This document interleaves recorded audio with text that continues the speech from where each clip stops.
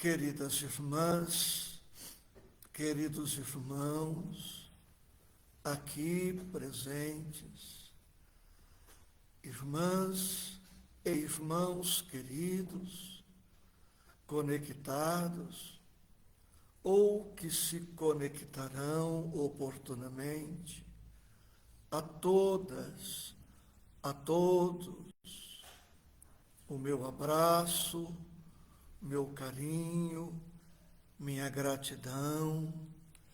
Já está conosco, conectada, a Iracema Araújo, nossa companheira de tantos anos, que na segunda passada nos brindou com a sua presença física conosco. Augusto Luiz de Faria, nosso querido irmão de Franca, Mima, Laura, a todas, a todos, o meu amor, a minha gratidão. Nosso tema de agora, Pedro é avisado.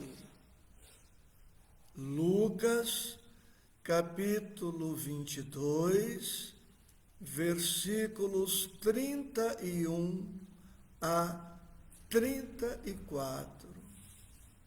Fica a sugestão para que todos tenhamos a Bíblia aberta no texto indicado, como se dá com as irmãs e irmãos aqui presentes conosco.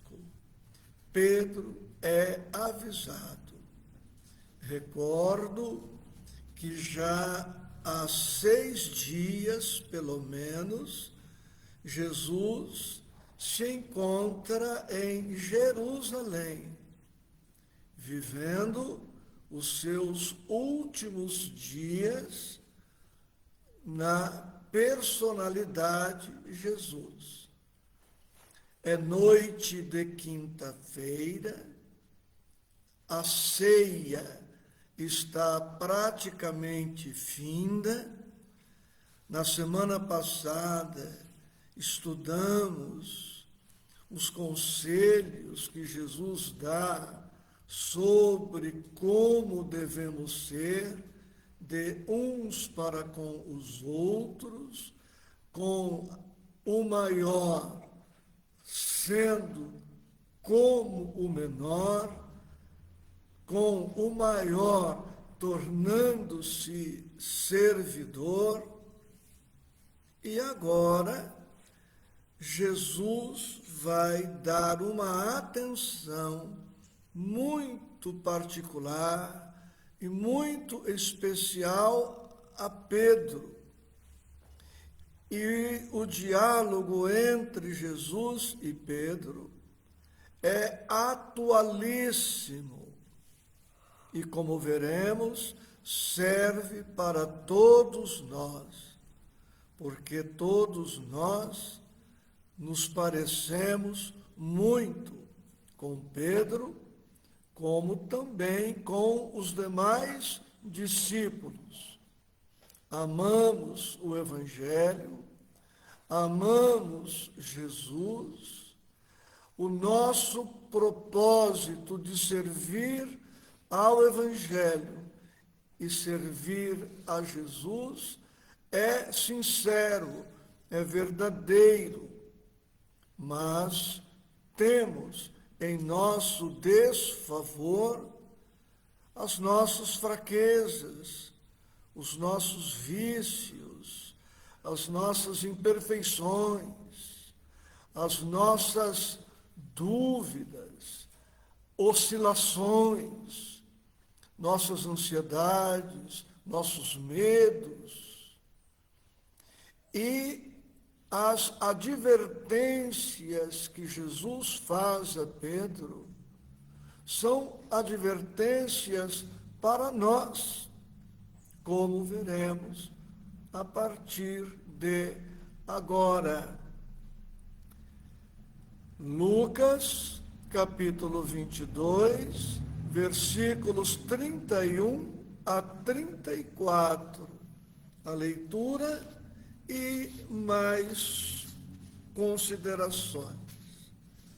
Disse também o Senhor: Simão, Simão, eis que Satanás vos pediu para vos cirandar como trigo, mas eu roguei por ti, para que a tua fé não desfaleça. Tu, quando te converteres, confirma teus irmãos. E ele lhe disse: Senhor, estou pronto a ir contigo até à prisão e à morte. Mas ele lhe disse: digo-te, Pedro, que não cantará hoje o galo, antes que 3 vezes negues que me conheces. Agora, versículo a versículo, de maneira singela e objetiva. Versículo 31.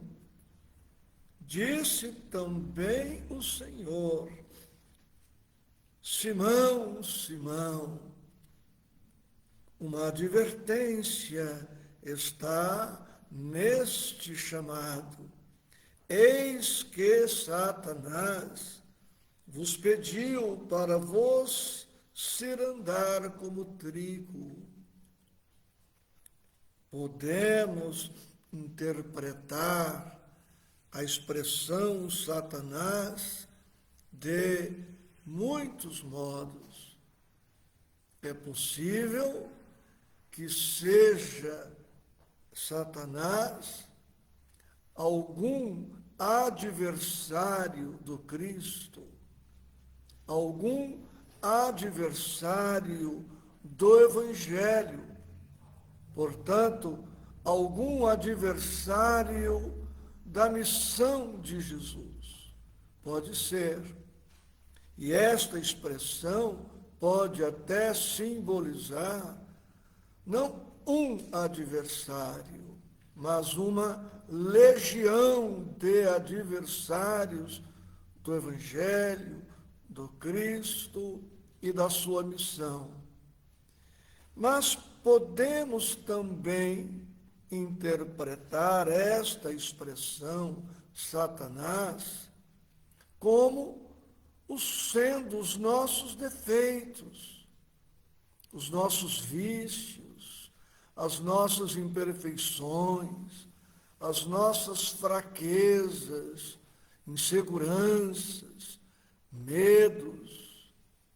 Jesus poderia estar dizendo, reescrevendo o versículo 31 com a liberdade respeitosa de sempre.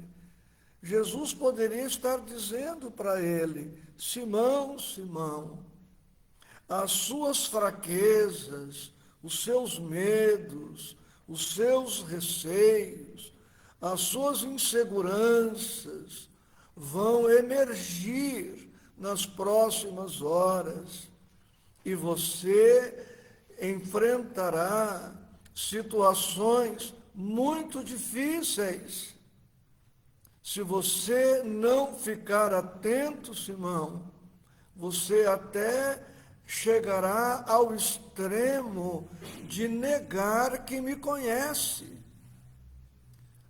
Pode ser um espírito adversário da causa, pode ser um espírito adversário de Pedro, mas pode ser as nossas tentações, as nossas fraquezas, que muitas vezes nos levam a comportamentos inadequados, contraditórios. E observem que estou dizendo aqui nossos comportamentos contraditórios, porque eu não sou exceção à regra. Eu também falho, também caio, também erro, também me engano e também posso, a qualquer momento, ser levado por minhas fraquezas. Versículo 32. Mas eu roguei por ti, para que a tua fé não desfaleça. Tu, quando te converteres, confirma teus irmãos. Temos aí material riquíssimo para as nossas vidas. Eu leio esse texto desde há muito, desde a minha infância na igreja com meus pais. Mas, outra vez lendo este versículo ontem e hoje, me emociono ao pensar nisto. Mas eu roguei por ti. Jesus ora a Deus, intercedendo em favor do discípulo. Vemos aí o amor do Cristo pelo discípulo. Vemos a preocupação do Mestre com Pedro, o interesse do Mestre por Pedro, o carinho, o desejo de preservá-lo, ao ponto de Jesus interceder pelo companheiro junto ao Pai. Jesus nem diz, eu estarei com você, vou te amparar. Jesus faria isso, mas ele faz mais, ele ora a Deus. Mas atenção, irmãs e irmãos, aqui presentes e conectados conosco. Mas eu roguei por ti, para que a tua fé não desfaleça. E faço a sugestão para os que puderem, que leiam o capítulo 45 do livro Vinha de Luz, de Emmanuel e Chico, com o título Necessidade Essencial. Vejamos qual foi o pedido de Jesus a Deus em favor do discípulo. Roguei por ti, para que a tua fé não desfaleça. Jesus não ora ao Pai pedindo que Pedro tenha sempre saúde. Jesus não ora ao Pai pedindo que Pedro não tenha problemas, que Pedro não fique viúvo, que Pedro não sofra. Ele não pede a Deus que Pedro tenha só facilidades, que nunca lhe falte dinheiro, que não lhe falte prestígio social. Ele não pede a Deus que Pedro seja admirado, respeitado, seguido, atendido por todos. Ele não pede a Deus para colocar Pedro num trono, onde ele estaria cercado de assessores, colaboradores, mordomos, escravos, servos. Ele não pede a Deus que Pedro seja famoso, poderoso. Não. Ele pede para que a fé do discípulo não desfaleça, falecer, que a fé de Pedro não morra, que Pedro não se deixe abater, seja pelo que for. Que este versículo seja lembrado toda vez que formos nos dirigir a Deus, a Jesus, à espiritualidade em nossas orações. Que peçamos, pois, fé, forças, coragem, bom ânimo, esperanças, otimismo, disposição, trabalho, para que possamos continuar fortalecidos na fé, no bom ânimo, na esperança, para que possamos enfrentar e vencer todas as dificuldades. E ainda no versículo 32, temos: tu, quando te converteres, confirma teus irmãos. Já comentamos isto em outras oportunidades. Pedro era um espírito reencarnado com a missão de oportunamente reencontrar Jesus. Pedro já conhecia Jesus desde antes do seu nascimento. Pedro veio com a missão de compor o primeiro colégio de discípulos, os 12. Pedro amava Jesus.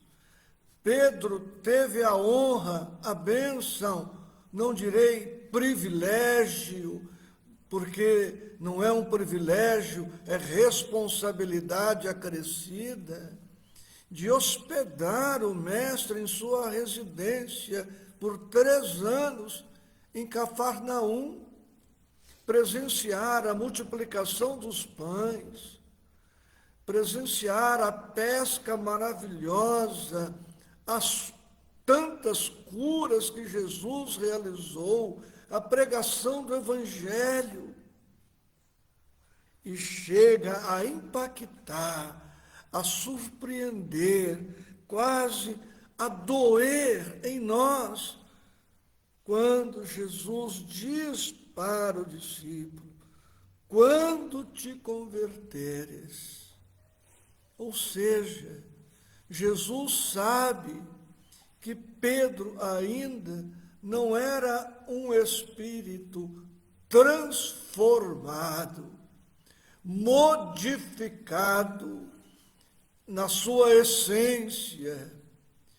Pedro, em que pese tudo que mencionamos há pouco, ainda não era um espírito cristificado, não era um espírito transformado, visceralmente, totalmente.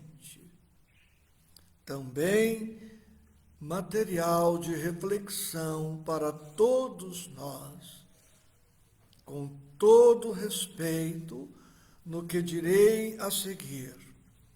Não basta para o católico a frequência às missas, não basta para os irmãos das igrejas reformadas a frequência aos cultos, não basta para o espiritista a frequência regular ao centro, a presença nas palestras, como não basta a hóstia, o batismo, não basta o passe, crer na existência dos espíritos, crer na comunicabilidade dos espíritos, crer na reencarnação.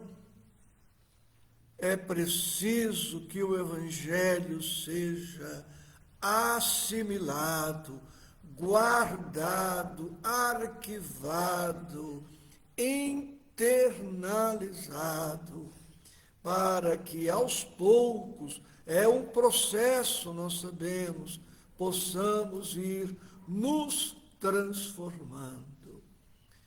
Conversão, esta é a palavra, porque chegará o momento, como chegou para Pedro, em que teremos que dar o testemunho da nossa fé, o testemunho da nossa entrega.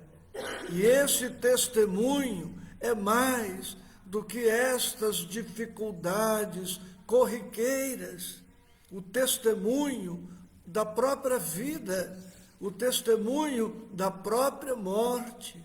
Converter-se ao Cristo é viver como o Cristo propõe, é morrer como o Cristo propõe.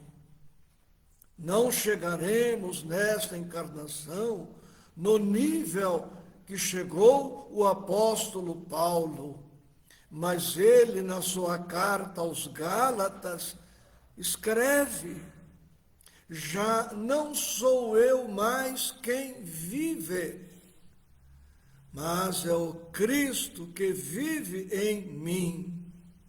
Em outra carta, o apóstolo Paulo dirá: para mim, o viver é Cristo e o morrer é ganho.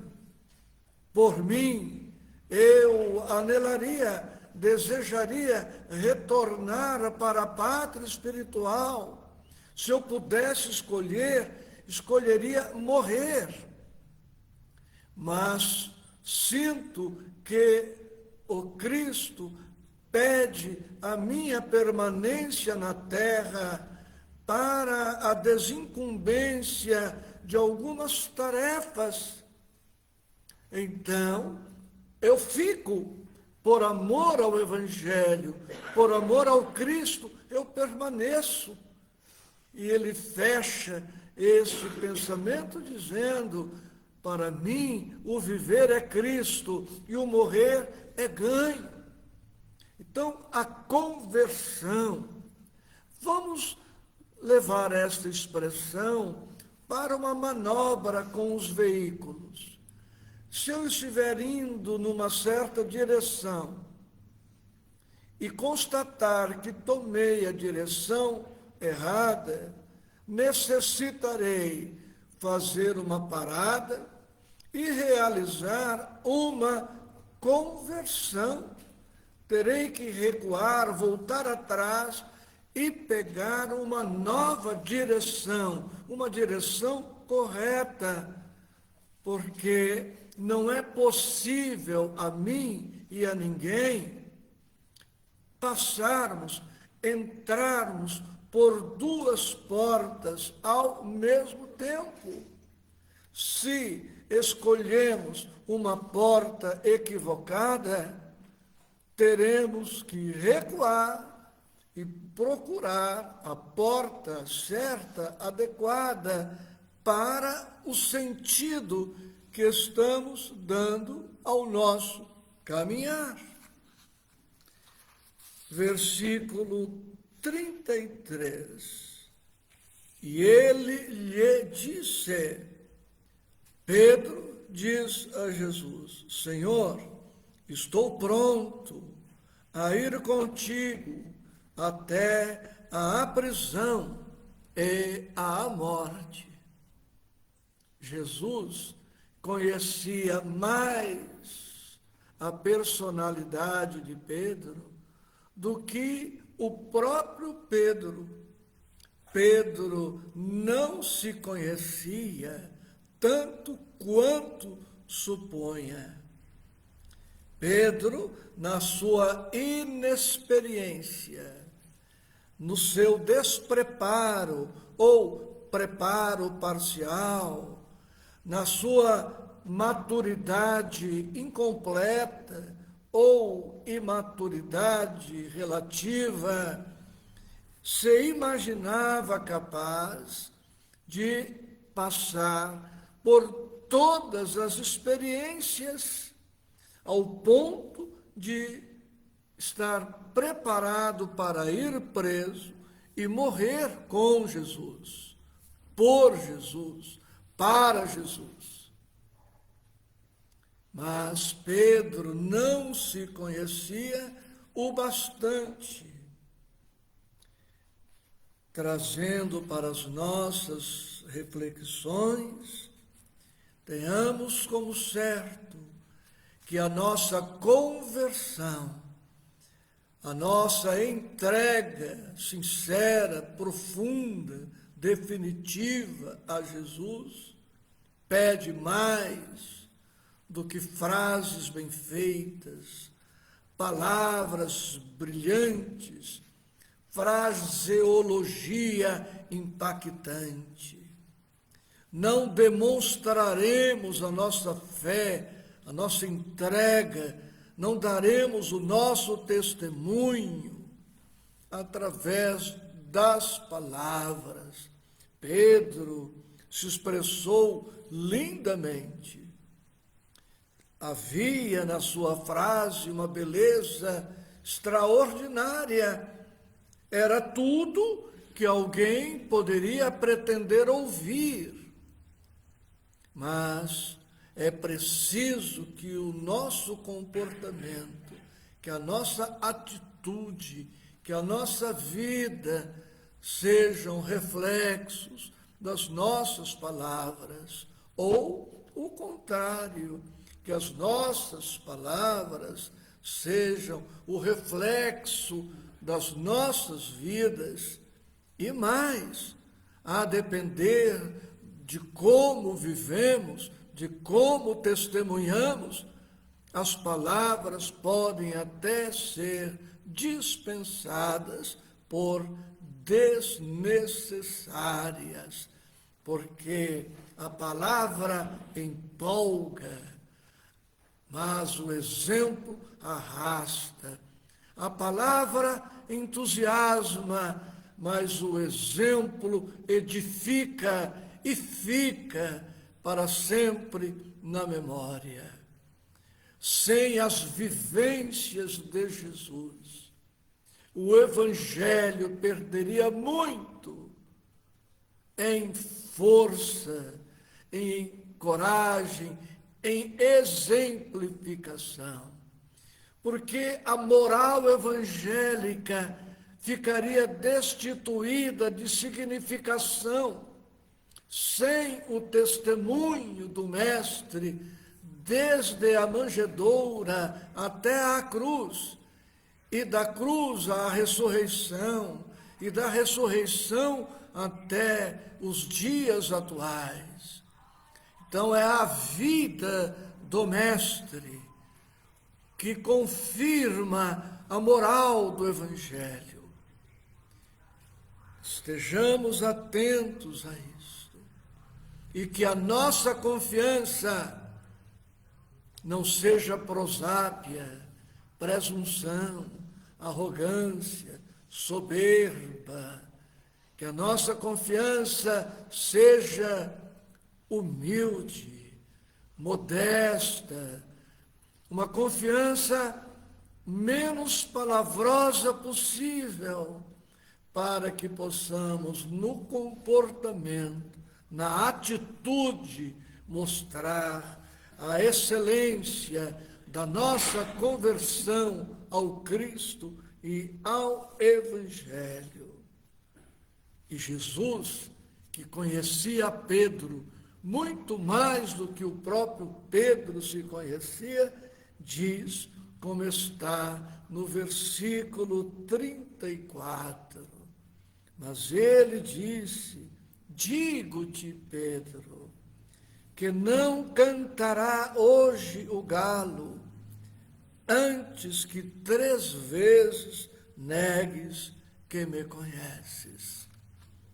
Digo-te, Pedro, que não cantará hoje o galo, antes que 3 vezes negues que me conheces. Emociona pensar no amor de Jesus em toda a sua trajetória.